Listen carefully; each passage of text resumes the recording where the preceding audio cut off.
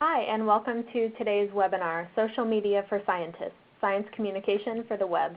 My name is Melissa Varga, and I'm the Science Network Outreach Associate at the Union of Concerned Scientists, and I'll be your moderator.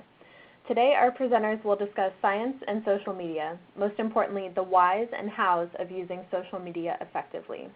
If you're already on Twitter, you can use the hashtag SciMediaWebinar to follow along.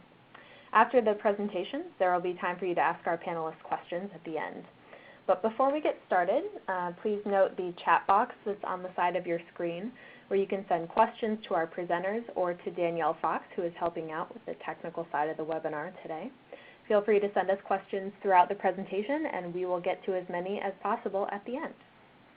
So to kick things off, let's get a sense of who is joining us today with a couple quick questions. First off, do you use any of the following social media platforms? I know that there are hundreds of potential social media platforms that you could use. Some of the most common are listed here, but if you use other ones and you'd like to let us know, feel free to check other, and you can submit those in the chat box and we'll read them out. So it looks like Twitter and Facebook are very popular.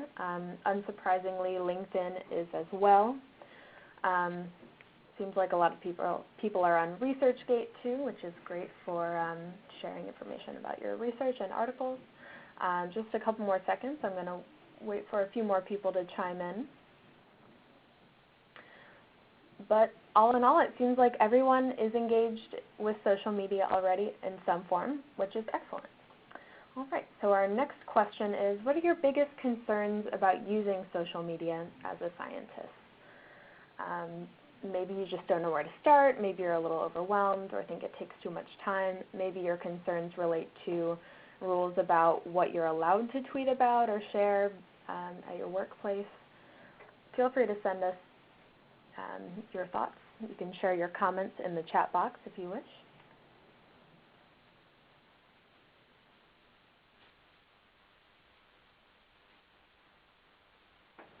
All right.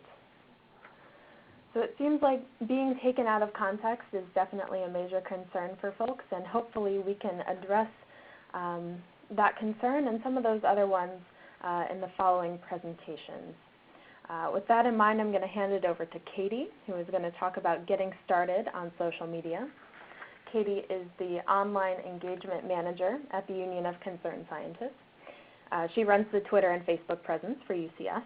After completing her master's in science journalism, she started working on online communications with UCS in 2005. She currently oversees the organization's online marketing and email activism, runs the organizational social media accounts, and trains staff on how to use social media in their work. Thanks, Katy. Thank you. So just kind of give a brief overview of why you guys might want to be involved in social media and a couple of tips on how to get started. So looking at the communication landscape, the old school model was very much a kind of top-down broadcast model with media and organizations speaking to the public at large. And the Internet, and especially social media, has flipped that model and made it so the populace at large can speak en masse back to these large entities, and also can coordinate and speak to each other in a larger way. And so this is also important for the public as a whole, but also for scientists. This is a great quote from Emily Darling, who is a community ecologist and conservation scientist, and she actually did a survey of 116 marine scientists who actively use Twitter to help understand the role that Twitter plays in the lifetime of a scientific idea.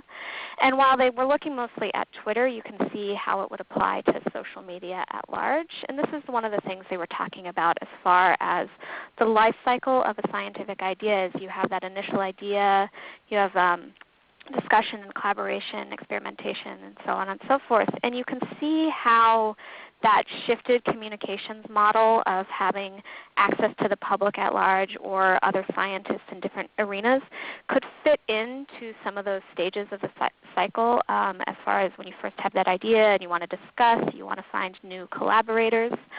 They found that for scientists who are tweeting, over half of their following are scientists or science students or scientific organizations. So those are ripe people to reach out to for collaboration.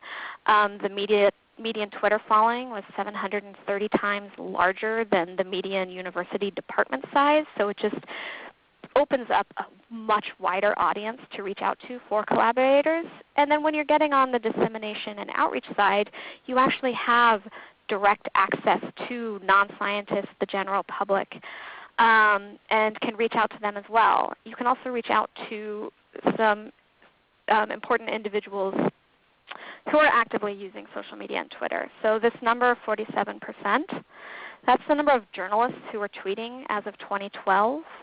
As of 2013, it went up to 59%. By the end of this year, it's going to be even higher. So that's something that social media can help you with, is having that direct access and direct conversation with media about your science, about your ideas, and what you are doing. As you try to get out and try to get started on social media, I tell people that the first thing you have to do is listen.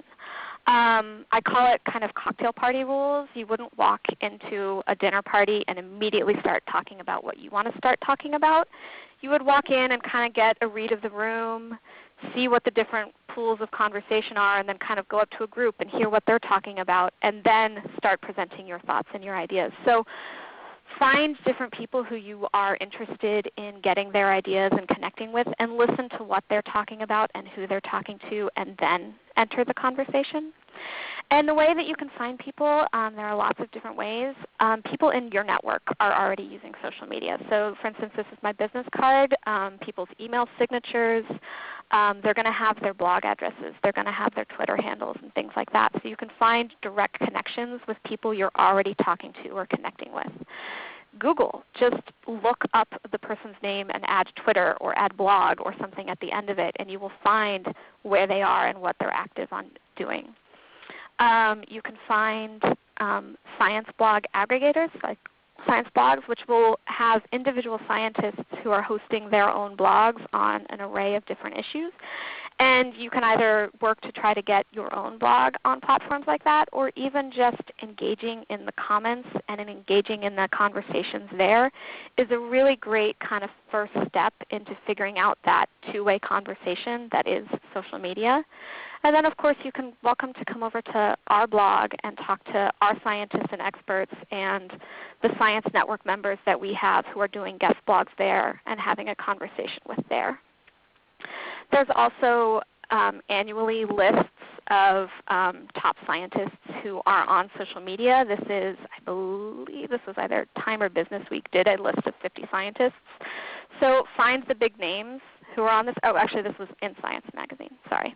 But find the big names on lists like this, and it's not only who these people are and what they're talking about, but also who they're talking to. It's a great way to find new people to have conversations with and reach out to, but also to see how they're using the tool and how they're presenting their science and their opinions.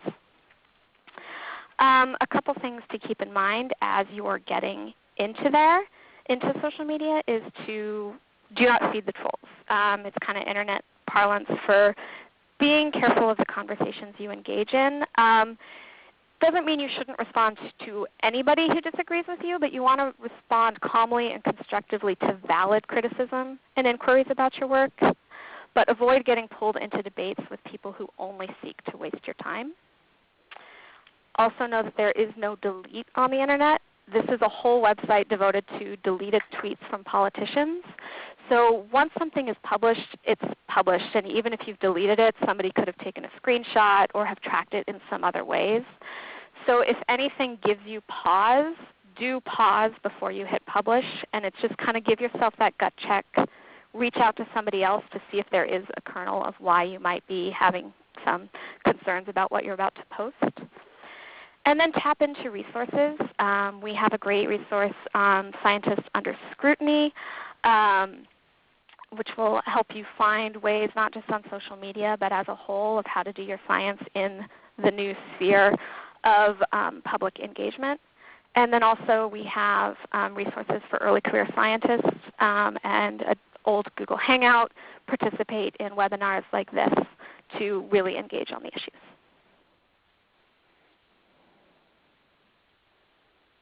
Thank you, Katie.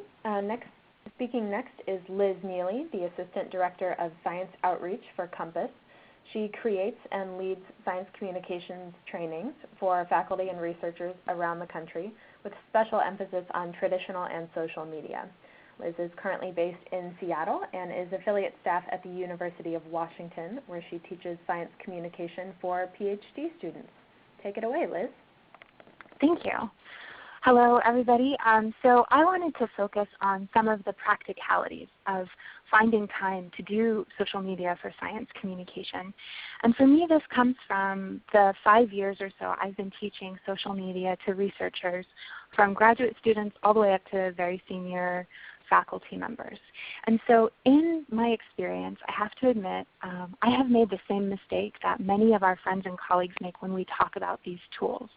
And that is unleashing this fire hose of information about what scientists should do. You know, we get so excited about all the different new tools, things are changing rapidly, and this, this fire hose of advice and things that people could potentially do gets overwhelming. And so I like to ask this clarifying question of, okay, so I could do crowdfunding or I could, be on Google Plus and these things, but why? Why should I? And unfortunately, too often, if we don't think about this clearly, the answer to why is a little bit like, well, because all the cool kids are doing it. Like, come on in, the water's fine, we're all splashing around, and we can tell you stories of how much fun this is and how great it is. But given that we've looked at the poll results from everyone who's on the line right now, we know that you know as well as we do that not every entry to this space is particularly graceful, and nor is it always the right time for scientists or for anyone really to be engaging. When you add on top of this, the trolls and the apathy, the challenge that scientists and science communicators face in engaging around some of these really heated and politicized debates, I think that too often our fear is we may be taken out of context, we may be misunderstood, we may be wasting our time. I'm just not going to touch this stuff, it's toxic. And I go to Steve Schneider, who was a fantastic climate scientist and passionate advocate for science communication, who always used to say, staying out of the fray is not actually taking the high road. It's just passing the buck.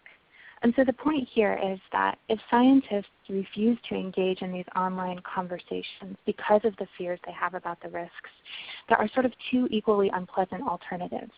Either people who do not share your agenda or interpretation of information are dominating those discussions, or simply no one is talking about it at all. And so really I think there is this strong motivation for us to engage, which is why, when I hear people saying, I don't have the time, I feel like I'm flooded and swamped and overwhelmed with all of my responsibilities as a scientist, much less adding this new tool. I think about a quote from Clay Shirky, who often focuses on the future of the news, and he says, there's no such thing as information overload. There's only filter failure. And so what you really want to be doing is focusing on this equation. What is the return on my investment? How do I optimize this for my own needs? And I think it's either about making something so intrinsically pleasurable to you that it feeds some creative outlet that you need, or understanding how to make it professionally useful. So I often think about these nested arguments about what social media tools can do for advancing your own career, improving and expanding on your scientific inquiry, as well as informing and supporting society overall. And so we need to be thinking at each level, how does this tool advance my strategy? And this touchstone of coming back to how does this help me, what does it do for me, why add this one more thing, helps deal with this feeling that you might be overwhelmed about online spaces are noisy, they're crowded. We often think too much about what am I going to say, how do I compete in this noisy environment.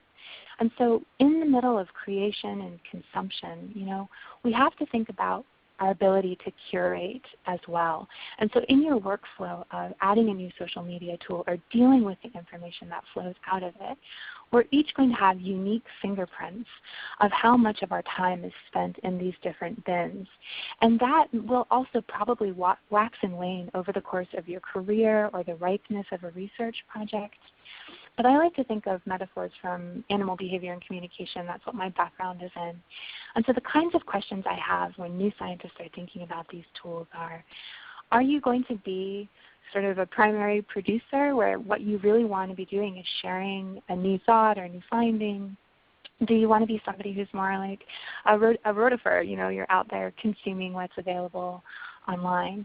And if you're a consumer, what kind of consumer do you want to be? Are you a grazer who has a daily practice that works really well for you of consuming different information from different sources? Or do you periodically binge on all the great stuff that's out there? I want to wrap up by going back to Steve Schneider. He said he had 3 pieces of advice that were always useful no matter what kind of science communication you wanted to undertake. Know your audience, know yourself, and then know your stuff. So we don't have any sort of one-size-fits-all advice about how do you find the right time for you or the right tools, because it's entirely dependent on what kind of content you have. And from that, and who are your audiences, you would then build out what kind of metrics help you know if you're making a difference, and what kind of networks do you want to be expanding. So I'll close with showing you that it is possible. This is data from my own machine. I have a program called TimeCamp that monitors all computer time. I'm a very heavy user, and I teach this as well as live tweeting conferences and science events. And for me, you can see that less than 10% of my total logged time for 2014 was in all the social media spaces that I inhabit. So I'll leave you with this parting thought. It is possible, especially if you have a strategy and you find the right fit. You have resources available to help you find your way, and never forget, you can definitely turn it off. Thank you, Liz. Hopefully Liz and Katy's presentations have addressed some of your concerns about using social media. And if not, you can feel free to send some questions to the presenters, and we'll get to those at the end. But before our next presenter, let's do another quick poll. So what are your goals, or what is your goal for using social media? As Liz suggested, there are definitely different types of social media users out there. But when you're thinking about using social media, are you doing it to meet like-minded people? Are you looking for feedback? Just doing it for fun? It looks like actually a lot of people use it to learn about new research or new techniques, which is excellent, as well as building up their professional network. There are definitely different platforms out there that work better or best for those. Excellent. Well, I'm going to leave this open for a couple more seconds. And if anyone wants to share about other goals that they have for using social media, they can do that in the chat box. Also great to see that people have multiple goals for using social media. You definitely don't have to use it for just one purpose. All right, well, thank you very much for sharing. And our next speaker is going to talk a bit more about how to use social media to measure change and spread your message. Rachel Dearborn is the Campaign Lab Director at Upwell. Rachel's focus is on scraping the social, cultural, and political landscapes for opportunity, carefully crafting outcome-oriented messaging, bringing creative campaigns to life, and using technology to strengthen networks. At Upwell, Rachel runs campaigns across a distributed team ocean, delivering the Tide Report and increasing attention to critical ocean conservation issues online. Thanks, Rachel. Thank you. So I think that some of the other people on today's webinar are going to cover the bases of benefits for using social media for networking and some of the best practices. So I wanted to focus a little bit on one specific example of how I've seen scientists that I've worked with make a real impact and change conversations using social media and by participating. A little background on what I do. I work at Upwell. We are kind of like the social media agency for the ocean. The ocean is our client, which is a huge, huge job. The scientists probably understand that our name comes from the well known in the scientific community, a phenomenon of upwelling. What we try to do is surface the stuff at the bottom and rise it to the top, the really awesome ocean content. And often that comes from scientists. It's underrepresented papers. It's the scientific facts that no one even knows about. And we try to get more people talking about that. And we work with what we call a distributed team ocean, and that's scientists, that's organizations that work in advocacy, that's evangelists, that's members of the media, that's members of the government. And what we do for them is we measure everything people are saying about ocean issues online, and we try to find ways to surf the tides of attention. We measure what we call social mentions, which we think of as mini articles. Every time somebody posts a tweet or a Facebook post, they're risking something by saying, I believe in this or I care about this. And we look for the big spikes in attention, and we try to figure out what creates those and can we create more of them.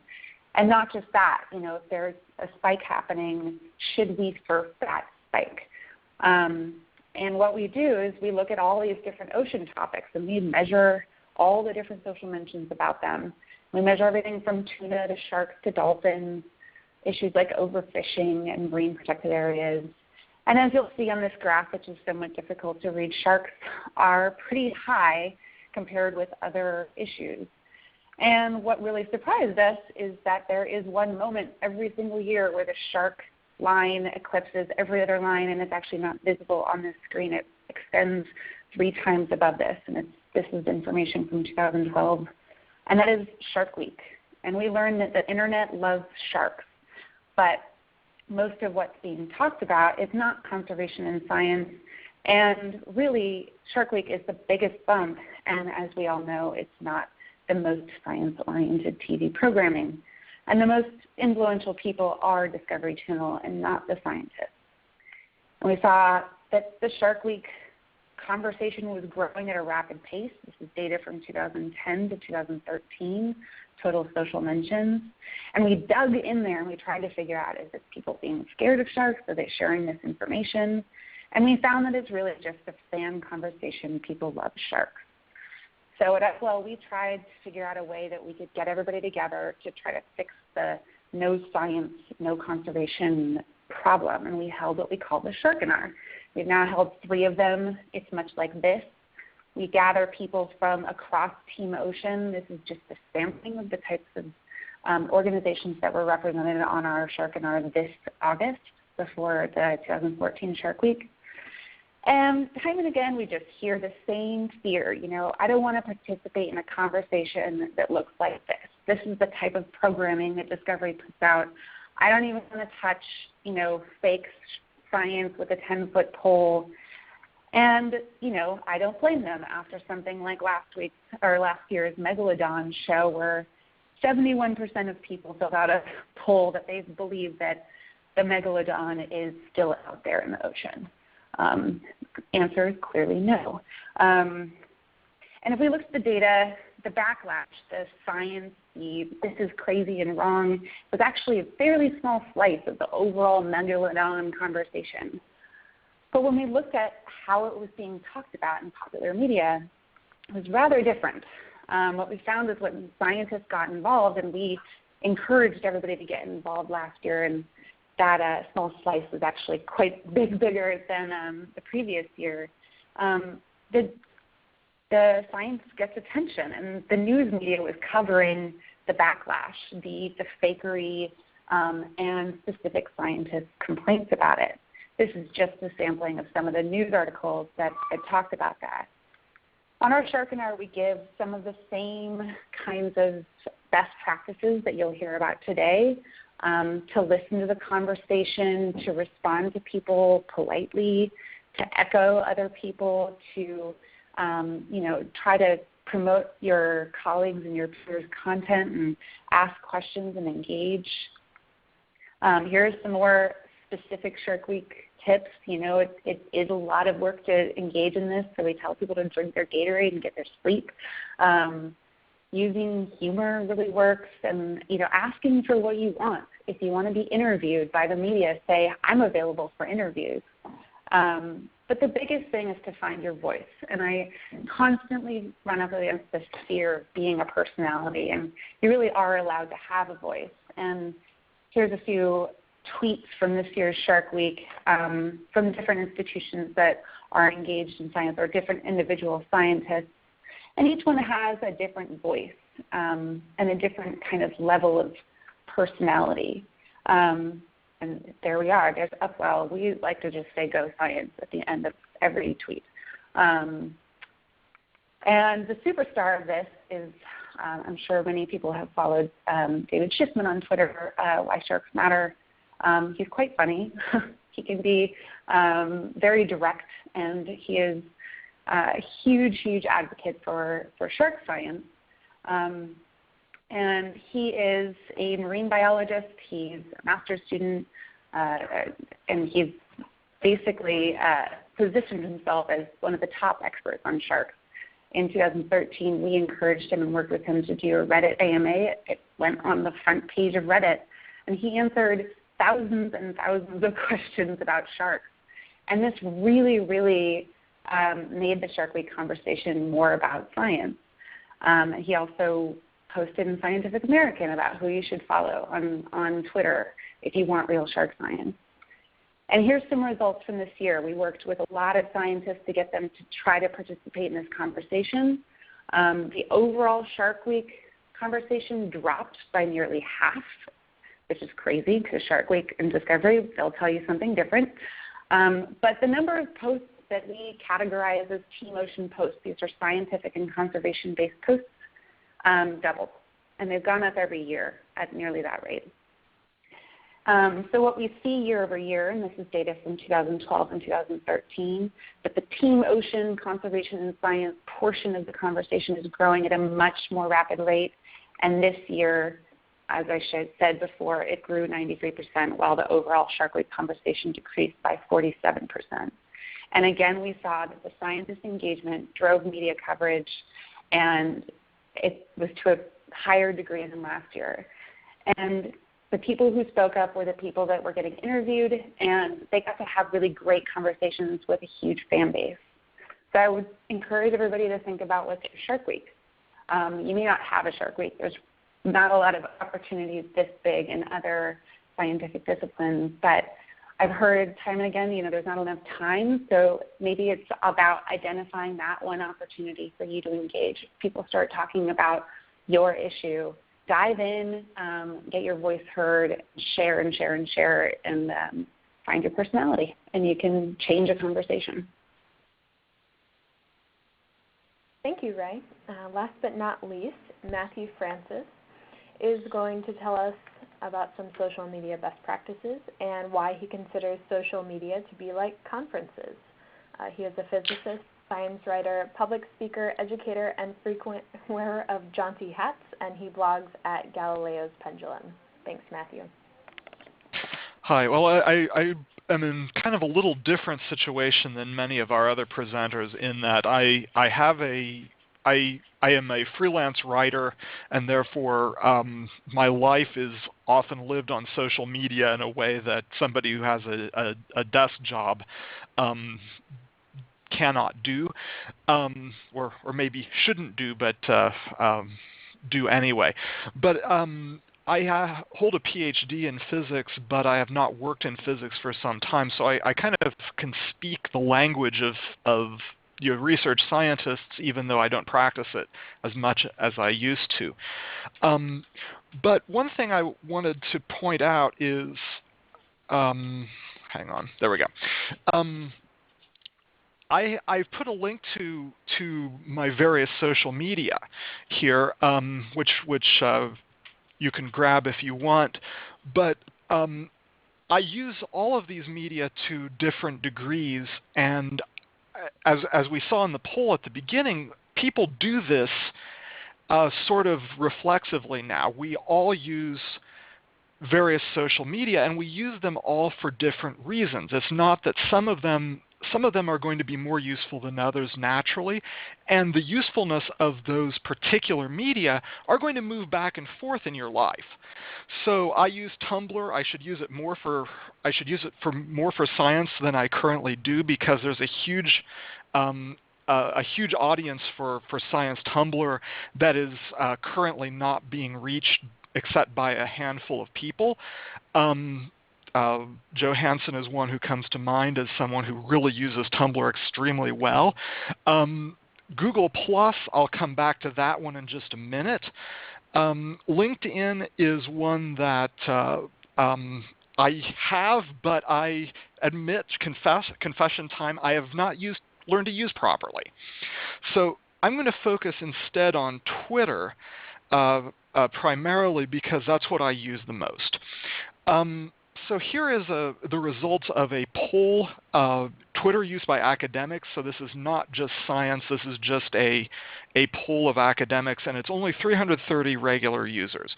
So this is so take this as a sample, but not as a definitive guide. What you see is that a lot of people who use Twitter use it to follow discussions. There's a fair number who use Twitter but don't use it professionally at all. There are some who are just available in case they're contacted, but many use it to advertise their work.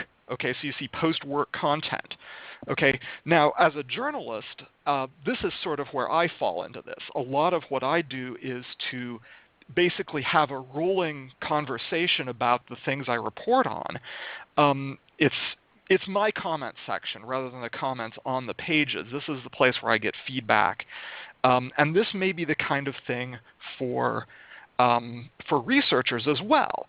Okay, you can talk to your peers using social media, but you can also get feedback in real time from people who are consuming your work.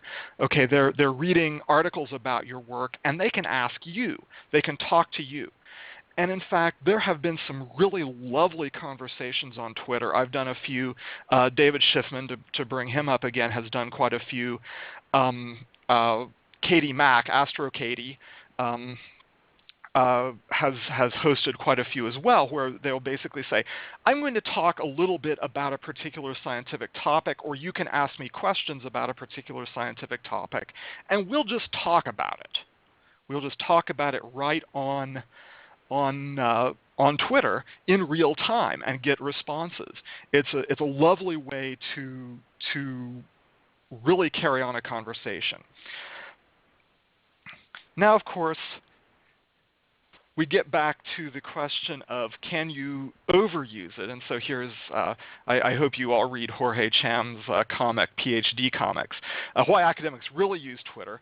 But you see here is that it's possible to procrastinate a little too much on it.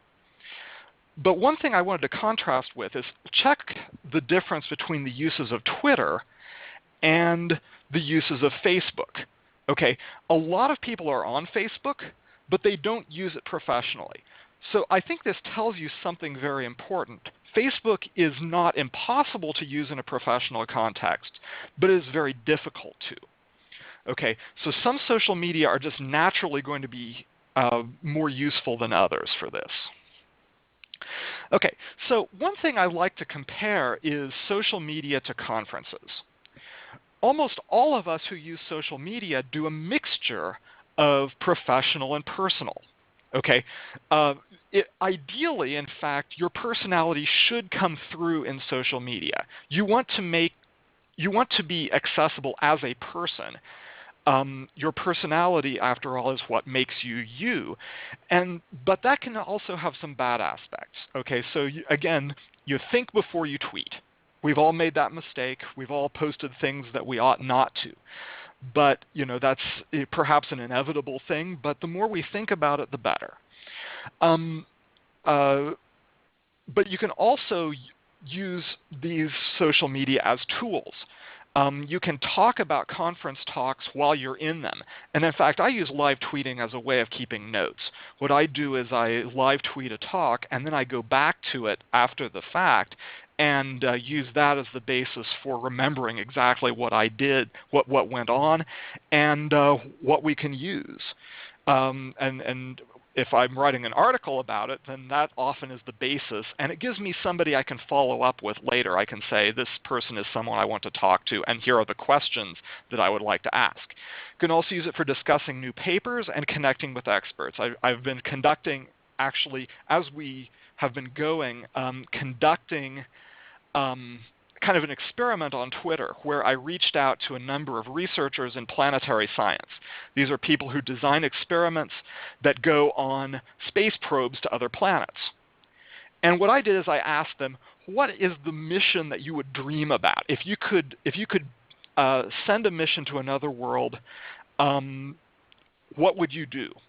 And I've been getting some really great responses, and that's going to turn into an article. But that's something that doesn't exist without social media. You can't have a real-time conversation about this sort of thing. Google Plus, I'm out of time, so I can't really talk about it in detail. But Google Plus is a way that you can also have conversations, panel video discussions. And Google Plus, unfortunately, never quite lived up to its promise, but I think it's still a platform with a great deal of potential. There may be other platforms that can pick up on its successes without falling down on its failures. So, but in any case, that was different media have their different powers, but they are useful in a wide variety of professional contexts. Thank you very much, Matthew. And with that, we're going to head into the Q&A section of the webinar. We have some questions that have been submitted in advance that we're going to get to first, but if you have any questions for these presenters, please feel free to send them in the chat box and we will get to those. So the first question is from Kelly. Do you think that social media is a lasting medium? It's not very old and could be a fad. Katy, do you want to tackle that one first? Sure. So I've actually was talking about social media recently, and this kind of question came up. And if you think about it, the World Wide Web as we know it actually turned 25 this year. Facebook turned 10. And Facebook's not even the oldest of the social networks. So I do think social media and this idea of two-way conversation as opposed to a broadcast media is definitely here to stay. What is going to be a fairly constantly shifting environment is which platforms are the big hitters. I was on social media when it was Friendster, and then there was MySpace, and now there was Facebook. So the landscape itself is constantly shifting, but this idea of the two-way conversation over internet, whether it's blogs or social networking and things like that, I firmly believe that that itself is here to stay. Great. I think that pretty much sums it up. Did anyone else want to jump in on that? All right. Next question is from Camille. So when using social media, should I advertise myself, my institute, or should I advertise my science? Ray, did you have any thoughts on that? All of the above. Advertisement is not really the way I would think about it. I think that the minute you start wearing the advertiser hat, you will be viewed as a little bit fake. I think you should talk the same way you would talk about your work with a colleague at a mixer or at a conference or in a meeting. If you've got new research, share it. If your institution did something awesome, share it. If you did something awesome, like, hey, I did a science experiment with the stuff in my medicine cabinet, like, share it. I don't think that there's any limit to, you should only talk about your institution or you should only talk about yourself unless your institution has told you that. And I know that several do have social media policies and all sorts of rules, which I disagree with, but you probably don't want to get yourself in trouble. So, I would just say unless there's restrictions on you, you can do everything. You can do all of it. Mm-hmm. This is Liz. I just want to jump in and say I completely agree with what Ray just described there. And whenever you ask a question about social media that has the word should in it, that's inherently a value question, right? And so the only thing I wanted to add too is that while nobody gets on social media to, one of the best things you can do to annoy people and make them unfollow or unfriend you is just to be promoting yourself constantly.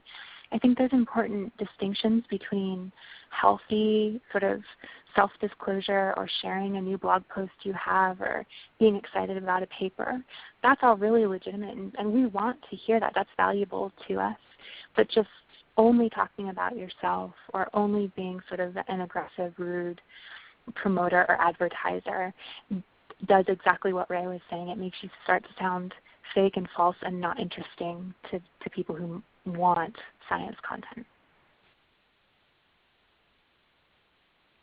Thank you, Ray and Liz.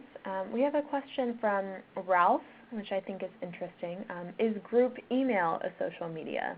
And I think maybe we could also talk here about listservs, which we haven't previously mentioned in this webinar. Liz or Katy or Matthew, do anyone want to tackle that one? Oh, this is Katy. I'll go ahead and chime in, and then if somebody else wants to take over. So social media, there's a lot of definitions of what is or isn't social media, but what they usually have are two main components of it, which is that anybody can come along and publish material, and then that somebody else can come along and comment and interact with and have that conversation about the material. So Wikipedia can be considered social media, blogs, the Facebook and Twitter. Email listservs are a little bit less so just because they're not as public. It's an email conversation that's happening. You have to be on the listserv to see it, as opposed to blog or Twitter that's a little bit more public. But there is an element of that where you are having those mass conversations and getting back and forth, and I think both listservs and online forums do kind of fall into that space, but so many people have so many definitions of social media, it's not necessarily as clear-cut of yes it is or no it isn't. Mm-hmm. I think what that question, this is Liz again, what that question is getting at is an interesting one. Like, what are the dynamics and the mechanics of how do you follow or join into a conversation, right? Because things like Twitter, by default, all of our accounts are public, all of your tweets are searchable, and people can go to your profile and see everything. Other kinds of social networks like Facebook require mutual following relationships for you to be able to access and join into those conversations. Some of these mechanics have a lot of consequences for how information flows through a social network. And we see things like Google+, even though that hasn't really taken off the way it was, you would get picked up in circles that got shared, and suddenly you have 10,000 followers on Google+, though you haven't invested much work there. So I think it's less about is a tool social media, yes or no, and more about how are we using them and what are the underlying mechanics that help enable this rapid share of information through many, many users, rather than that old school sort of anchor and editor gatekeeper model of how information moves. Thank you. We have a question here from Olivia. I'm going to direct this to Matthew since he was talking about all the different platforms that he uses. She asks, is it useful to have a theme for a social media account beyond just wanting to share interesting research? Does that help focus the content and or better target a receptive audience? That's a really good question. I think what if you use multiple social media platforms, you find that you're still going to use some more than others, and so not to go all Marshall McLuhan, but the medium is the message to a certain extent.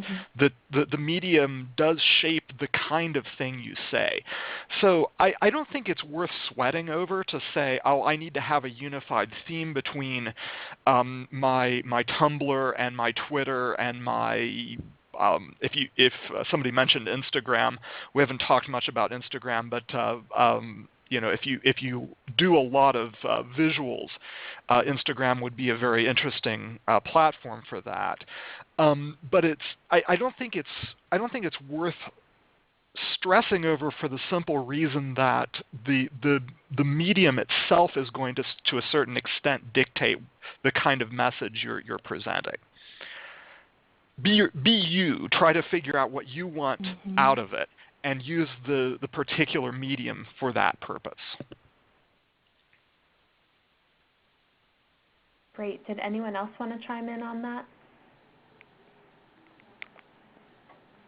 Okay. This next question I'm going to direct to Liz, since I'm curious to hear what she suggests to her students. Kate asks, does advice shift when thinking about graduate students using social media? I think she was what should or shouldn't you? Yeah, I'm not sure that advice necessarily shifts. As we have already said before, there are concerns, especially as a scientist. You spend so many years and so much effort in your heart and soul building a reputation that to open yourself to criticism or to make decisions that have really negative consequences for you, whether that's in a job search or to be brought up when you're giving testimony or something like that, these are real. I think we worry about them perhaps more than we necessarily need to. So the likelihood of large magnitude consequences of a social media presence versus the reality of what we're seeing, I've never seen anything more than anecdote, sort of a friend of a friend had something bad happen. But for graduate students, I would say this is a perfect opportunity for them to hone two types of skills. One is to be able to define their own contributions. This is the most important thing you can do when you're giving a job talk, is talk about what is your scholarly impact, what is your sort of intellectual wheelhouse and the frontiers of knowledge you're expanding. So being able to sort of pull those things together, present them in a unified way, to be able to tweet sound bites that help give that sense of who you are and your ability to grapple with sophisticated information and then share it with the world in a way that is accurate but also interesting and works for these kinds of tools and conversations. That's a really great thing to do. Also, I can't even tell you the number of scientists that I find myself Googling, and the best I can find is a web page that was last updated in 2009. So the line between website, social media, and some of the other sort of scholarly publishing platforms is really blurring these days. So the chance to sort of claim your domain name, start to flesh out your presence, and think about social media as in service to your career goals, whatever path that is, into academia or the nonprofit sector, whatever it might be. I think graduate students, they're a little bit more vulnerable if they don't have tenure yet. But the last thing I'll say is, some of my students or colleagues come to me saying, I'm worried that, for example, blogging might make me lose a job opportunity I may have had because someone on the hiring committee sees it and doesn't like it. And of course, it's easy for me to say comfortably from having a job, but I do wonder if it's a really good fit for you in that department or that institution if your public presence is incompatible with what they see to be desirable. I think that's great advice. Thank you, Liz. We have a question from Jennifer that I'm going to direct to Ray, and then anyone else can jump in. How can one measure their impact online? What resources do you recommend? That's a tough question because the tools to measure your impact change all the time. In fact, the tool that we've been using for 2 years just went away, poof, yesterday. I think it does depend on what platform you're on. There's built-in, if you have your own Facebook page, the built-in Facebook metrics are pretty much all you're going to get.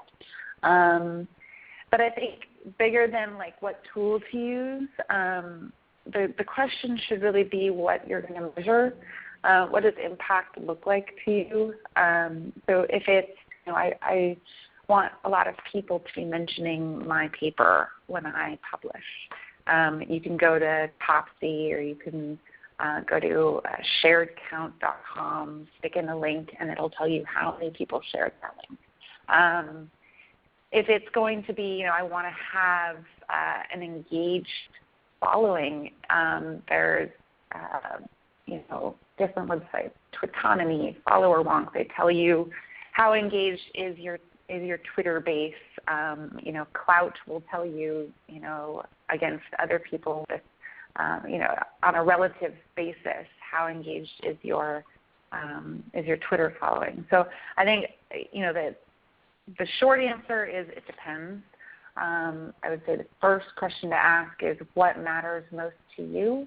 I think a lot of people get caught up in the I need more followers thing instead of focusing more on building a small and really invested community online. And I think the reason is that, to go back to the whole should I advertise myself question, people see Twitter as an advertising platform. They see it as a place like a big megaphone. I get a few thousand followers, and then every time I say, read this, all 3,000 of my followers are going to read that thing.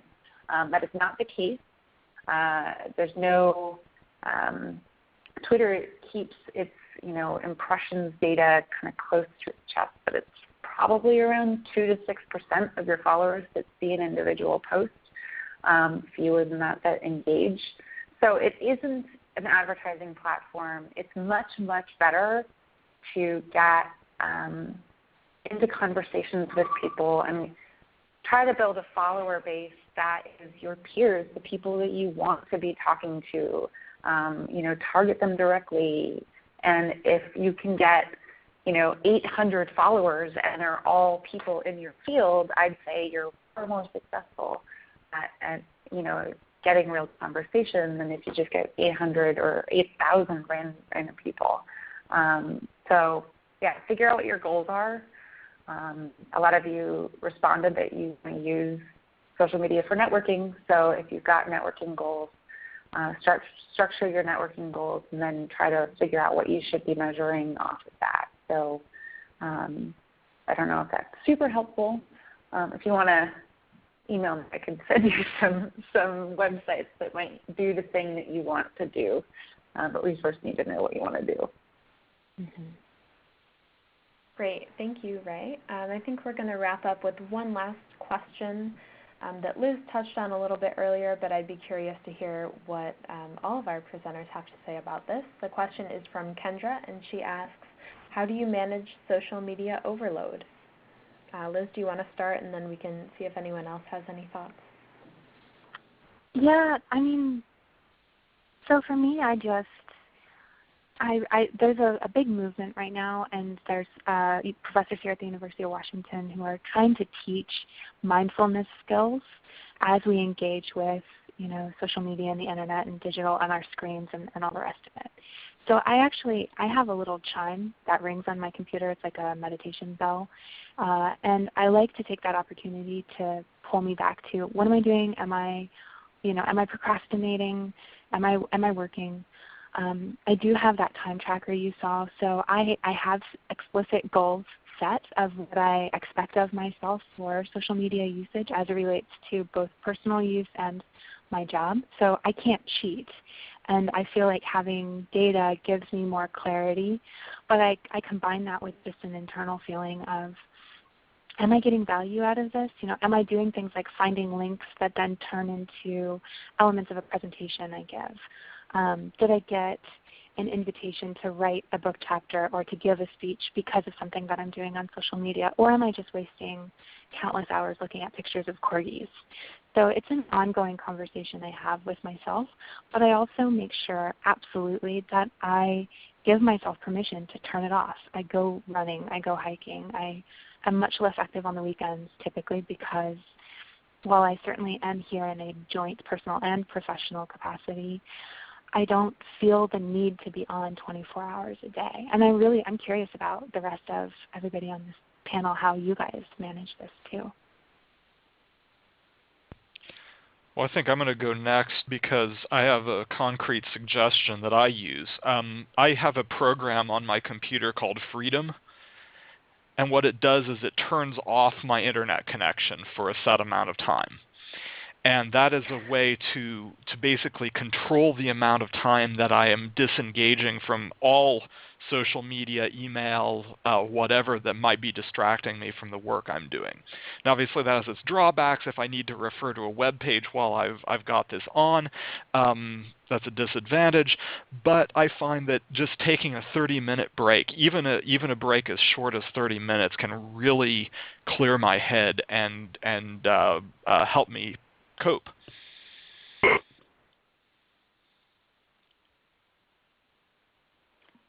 So this is Katy. I'll chime in. I do a couple of different things. One, I'm using tools that are add-ons to social media platforms. So for instance, I use Hootsuite, which allows me to pull in my Google+, pull in my LinkedIn, pull in my Twitter all in one place and organize accordingly so that I'm not having to click all over the place to see what's going on and manage. I can go to one shop and see everything. I'm also using lists to prioritize. These are the people I have to be watching if I have limited time versus these are the people it's great if I check in on. So if I'm limited for time, I can just do the first list. If I have more time, I can explore a little bit more. And then beyond that, it is just kind of time management skills. So the one that I tend towards, and I fade in and out of how good I am at keeping up on it. And when I fade out, I definitely feel it and hit it. And it's just called the Pomodoro technique. And it's just basically breaking up your day into 25 to 28 segment chunks where you're just pushing on one thing and getting it done, and then you take a couple short breaks, and then after, I think it's after 4 of them, then you take a longer break in between, and it's just getting into that habit of just really focusing on something. So then what I'll do is just dedicate one Pomodoro to social media and then be done. And it's really important to do that kind of dive in, get out thing. Don't try to read everything. You're not going to. It's a fire hose. So just dive in, get what you need out of it, and then pull out is really important. Great. Thank you all so much. And I think we are out of time. So I want to thank you again for joining us. And thank you, Katy, Liz, Matthew, and Ray for presenting today. I'll be following up with everyone after the webinar to share some of the resources that we mentioned. And I'd also like to point out that we will be posting the recording of the webinar on the Science Network workshop page. The link is on your screen there if you'd like to go back and rewatch it or to pass it along to colleagues. So thank you again for joining us. This is our final Science Network webinar for 2014, and we will resume again in the spring. So feel free to check out our past webinars online in the meantime, and we will see you again in March. Thanks, and have a great rest of your day.